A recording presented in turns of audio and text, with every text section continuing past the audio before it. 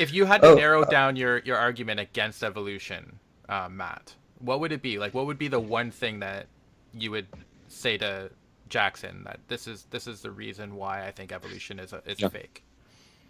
Yeah, I think what puts the nail in the coffin is the fact that we've made recent discoveries, such as with the dinosaur fossils, and in these fossils still contains gelatin and tissue that is not fossilized, which means that this would have had to die recent in history.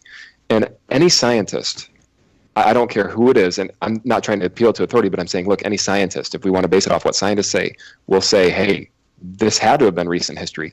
If there's no other logical explanation than that the fact that this had to have been recent history that these dinosaurs have passed on.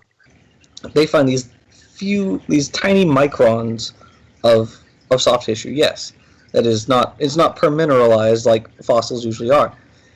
These teeny tiny bits of soft tissue are found when they are preserved in basically areas where they're not exposed to like open air, they're not exposed to microbes, and so when they're in these tiny pockets where temperature's not affecting them or soil acidity or anything like that, the question basically becomes, why should we expect them to break down? I agree. If air is not, if something is not exposed to air at all, obviously it's just gonna remain in the state it's in. If there is zero exposure, I totally agree on that. But here's the thing: land. I mean, we say that, oh yeah, the dinosaurs, they died out millions and millions of years ago.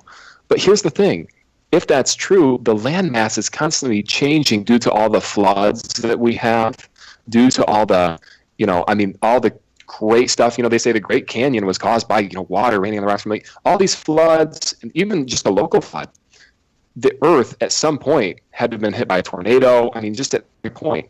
So You take enough time, you have millions and millions of years, at some point that stuff would have become exposed. And that's a fact. I mean, there's no getting around. Just based on the flood itself, too, the flood, and you don't even have to say it's a worldwide flood coming from your point of view. You could say it's a local flood, this is just going local down flood another here, rabbit local flood hole. here.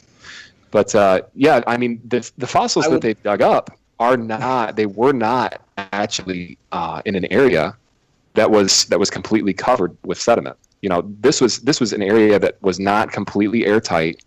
And it's a fact. I don't know why scientists and why certain people just want to put it to the side. And I'm not saying you're one of them, because you seem like an honest guy, but there's a lot of people that just don't want to talk about those arguments. And I know of scientists, evolutionists, that reject evolution's Achilles heel. A great documentary debunking evolution came out recently.